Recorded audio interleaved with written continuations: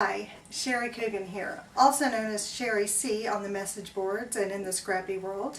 Today I would love to share my scrap space with you, and not just for the purpose of showing off my scrap space, but more specifically the organizational aspects of my scrap space.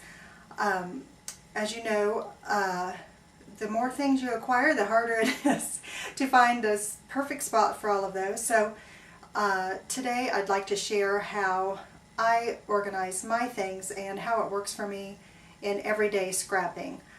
Let me preface this by saying when I first started scrapping in 2001, I was scrapping in an unfinished basement on a carpet room net with a space heater at my side to keep me warm, but at least I had a space.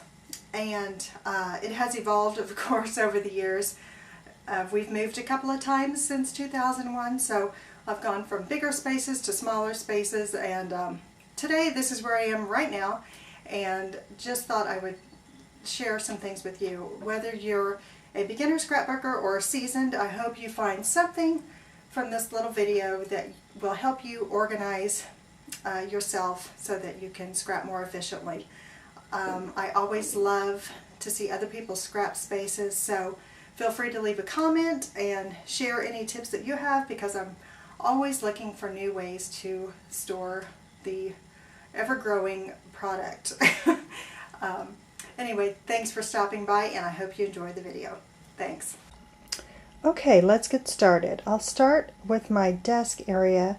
As you can see, I'm fortunate enough to have drawers right by my work area where I keep all of my ink pads, stays on, all of my cat's eye, all of my stickles, and all of my adhesives. On my actual workspace, I try to keep everything that I use a lot close at hand, including stamp mounting blocks, stamps that I use frequently. There's more stamps that I use frequently, and right there is a little bin with all of my photos waiting to be cropped. If I'm not inspired by something, I can just flip through there and try to find a little inspiration from some pics that I love. I try to keep a good supply on hand so that I never run out of anything to scrap, which I know is virtually impossible, but anyway, let's see. What else do I keep close? Of course, the usuals: pens, watercolor pencils, scissors, all that kind of fun stuff, and wipes and paper towels, because frequently as I'm stamping I find that I need to clean up my mess and I don't want to have to walk away from my desk to do that. So that is the basics of things that I keep on my desk. Of course, paper trimmer. Right now I'm kind of in between paper trimmers, so I'm back to my old faithful Fiskars. Can't do the guillotine kind because I'm afraid my daughter will chop her fingers off, so staying away from that for now.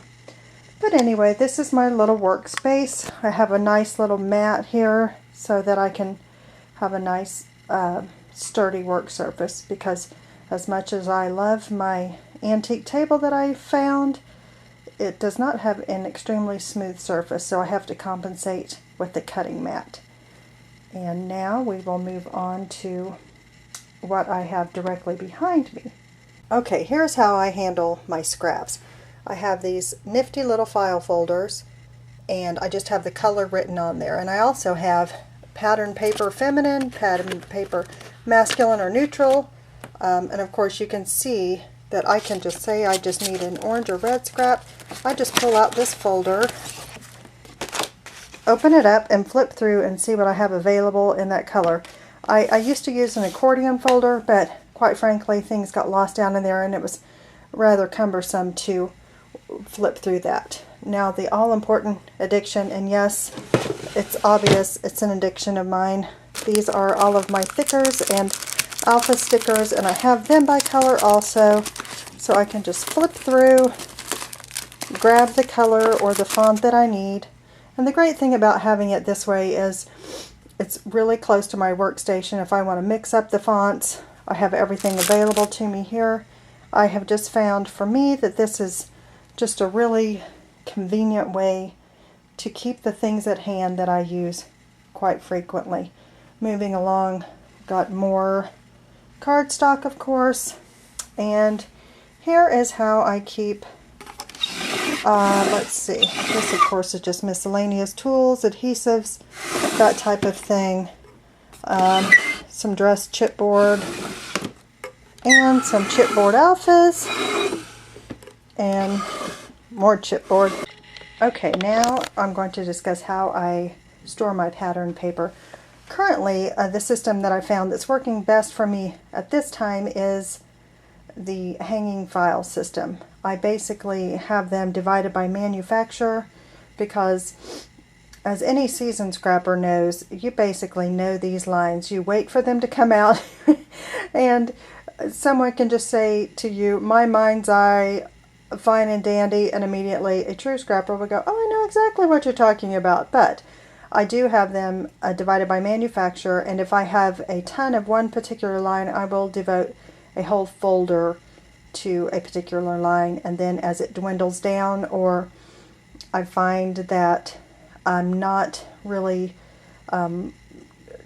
delving into that particular line anymore, I will then move it up to the cropper hopper style, where I have it divided by color and season. Of course, Christmas has its own. I have seasonal categories, and I also have divided them by color. A lot of times if I get a kit that I don't, of course I love the kits, but sometimes I may not want to use the particular pattern paper combination that they use. A lot of times I will just go ahead and deconstruct that kit and put it in these by color, so that as I'm scrapping and I decide I need to use a blue, I'll just pull out my blue folder and see what I have available for that. Moving up to paints, buttons, of course all of this is by color, stamps, stamp pads I should say, flowers, all the fun stuff.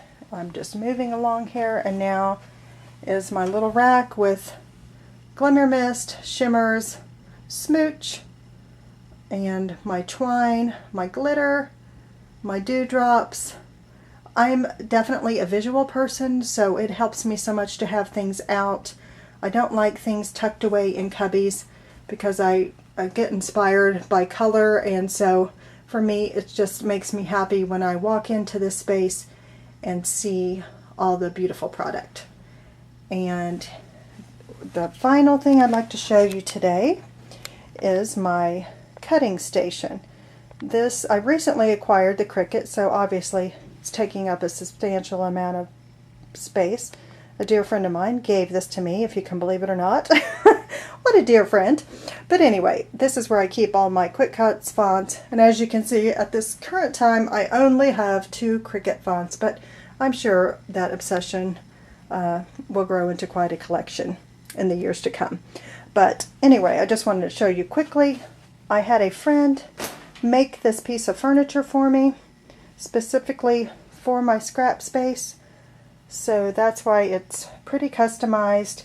I want to show you, for example, these top drawers pull out to reveal all of my ribbon, and I love it because they're full extension. I can basically stand here and just see all the ribbon at one time. And the other drawer is the more masculine colors of ribbons. Yes, I realize I have a substantial amount, but I'm finding that a lot of scrapbookers are also hoarders, so I'm sure a lot of you can relate. In this drawer I just have miscellaneous chipboard elements, and this is where I keep all of my embossing folders and extra adhesive and all of that kind of fun stuff. In the third drawer I keep my wooden stamps and just miscellaneous extra tools, crimpers, tag makers, zetter, wires, and so forth. As a final thing, I'll just give you a an all-around view of my scrap room. This is also my office, and so obviously I have my desk set up there with my computer. That's where I do all my photo editing and things like that. We scan over, and I've got my TV, my scrapbook trends, cards, subscriptions, creating keepsakes, all those fun things. Share the space here with my daughter, so crayons and things. Back over to my cutting center, all of the fun paints and stamp pads, my printer, extra albums, and then as I walk back this way you can get the sense of the whole space. As you can see, this is just a kind of a final overview of my space. I'm a scrapper that stands, so you'll notice I do not have a chair at my desk, so I will stand for hours and occasionally go sit down to have a snack or something. But I hope you've enjoyed this little tour of my craft space and office, and thanks for stopping by, and I hope you've been inspired or found something that would be useful to you. I'm always looking for new ways to organize things, so if you have any comments that you'd like to leave, I'd love to hear some fun things that you do to organize things. This is Sherry C. signing off. See you on the message boards.